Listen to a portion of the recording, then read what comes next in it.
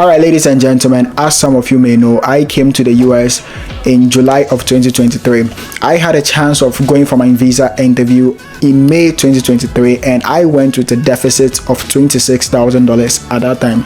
My scholarship given to me at that time was $19,500. But then how did I get approved in 2023 when people in 2025 or even 2024 are being refused with deficits less than $15,000? Well, at least with what I know, people getting refused with $15,000. So today's video, my goal is to help you be able to explain yourself well at a visa interview when you are being asked how you are funding, even if you have a much higher deficit than I did, and also help you with what you could do in this critical moment when visas are being refused in like the most critical. This is like the most critical moment where visas are being refused. So without further ado, let's just jump right into it. So I quite remember when I went for my third visa interview. Previous interviews, one question that was very common is how are you funding and who is funding. And when you are asked who is funding or how are you funding, what usually comes in mind is your biological father, your auntie, your uncle, whoever is funding. But then most of the times people say these things and still get refused.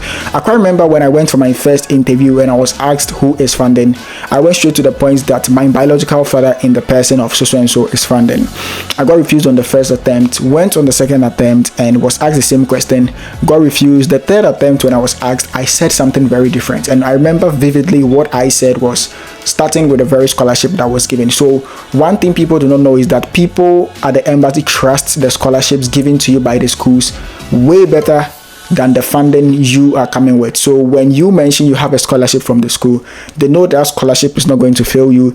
They know that scholarship is not going to that scholarship is not going to delay or anything. It's coming directly from the school, so the school is going to be honest and pay it. But then when you mention that your founder or your sponsor is the one paying, it's a little bit skeptical. So I remember what I said was starting with the scholarship. So I was awarded a $19,000 scholarship.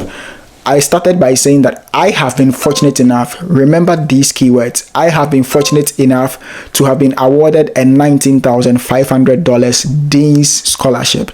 Now, mind you, I used some words like fortunate and then Dean's. What this tells the visa officer is that these were like the very top scholarships. So you can start by saying, well, I have been fortunate, with your natural voice, of course.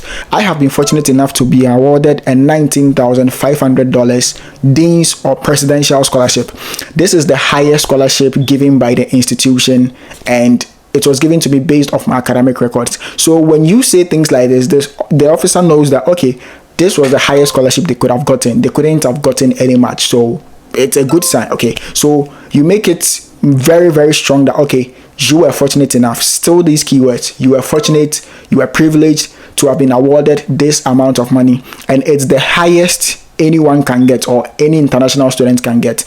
It's the highest international student scholarships offered by the institution. And you want to go ahead and say that and say something like it covers, let's say, 65% of my tuition. Don't add the living expenses. So if your tuition is $25,000 and you are offered $10,000, just focus on the tuition. Don't add the living expenses. Do the calculation and say that you've been awarded an amount of $25,000 or $19,000, which covers about 75% of your total tuition for the first year and even the subsequent years. But the remaining, which is less than 25%, is being covered by so and so, your biological father or so and so. And I usually tell people not to use uncle or auntie or something. Instead of using uncle, say stepfather. That is what I recommend, because stepfather usually feels closer compared to uncle. So go ahead and say that after you've been awarded this special, this huge scholarship, this unique scholarship, your biological or your stepfather is covering the remaining so and so for the first year and even the subsequent years. You can go ahead and say that they've been the one paying for your education over the past 10 years, 15 years, or since you were born, and they are very happy to sponsor you in the US. And then you chip in with their profession. Don't go ahead and say businessman. And mind you, all these things I'm saying not because I am an immigration officer or I'm a visa officer, but because a lot of people talk to me about their visa interviews. I don't just talk to people who get refused. I talk to people who get approved a lot, and they all tell me this is what they used, this is the trend they used, and that is what worked for them. That is why I am relaying this information to you, that make the scholarship sound very unique, make it sound special to the point that they feel like you got the highest or the most important scholarship in the school. Now, another thing that most people do not know is because of the rate at which visas are being refused, you need to be very strategic with your applications. What do you mean by being strategic? You need to know that you applying to schools over here is going to play a significant role in your visa interview. So I wouldn't advise that you go with your dream school. Let's say your dream school is Harvard.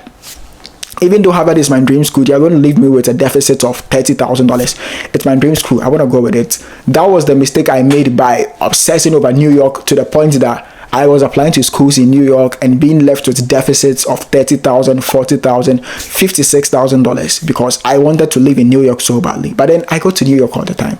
In my previous vlog, I was in New York, right? So you want to be strategic, and to be strategic is very simple. Means choose the cheapest school possible. When I tell you that if the school is going to offer you with social studies as a course, French as a course, and they are going to leave you with a deficit of $10,000 or less, please go for it. The reason why you should go for it is that I would advise that you go with a school with a $10,000 deficit, which is not your dream school, than you going with your dream school and being left with a deficit of $25,000. Now, what you can do is the moment you get your visa, you can transfer schools. I recently transferred schools. It's been almost a year, and it was like the smoothest thing I ever did. You just need to tell your school that, hey, for some reason, I need to transfer schools to a different state. They are going to transfer your service to that school. You just need to apply to that school as your backup, and then when you get here, or even after you get your visa, you just transfer the school. So do not worry about your dream school for now. Your dream school should be the cheapest school possible. So if you are going for your interview and you have 5 schools on your list, do not look on the campus, do not look at the beauty, do not look at the snow falling, do not look at any of those things. Pick the cheapest school possible. And I'm telling you, the best thing that ever happened to me was me starting my American journey here in West Virginia. Basically, I wouldn't say poorest, the most low income state in America, with an average annual income of about $25,000. That is how much they make annually in West Virginia. So it affects even college fees, it affects cost of living and everything, compared to states like New York, Florida, and all these states where the income over there annually is over $60,000, $50,000. It's going to affect college fees. So apply to the cheapest states possible. I've mentioned West Virginia, it's one of the cheapest states. Places like West Virginia, places like Ohio, all these places, right? Just use your Google or ChatGPT to find the cheapest states, and it would eventually apply to the colleges, because in America, it's just like Ghana or Nigeria or whatever.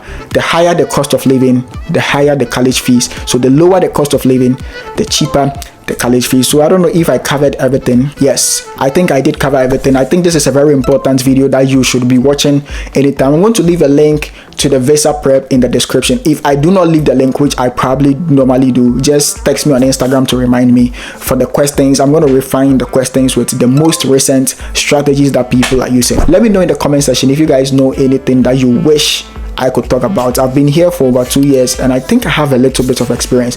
And the reason why I have not been uploading consistently on YouTube is I lack ideas. Sometimes I just feel like this is not relevant. People wouldn't like this video. So be helping me with the video ideas, and I will be glad to do all these things. I also don't ask for these help, but I would be glad if you guys can subscribe to my YouTube channel. It feels cringe asking for subscription, but I think that should be my reward for filming this video. Thank you guys so much for watching, and I wish you best of luck in your upcoming visa interview. Thank you.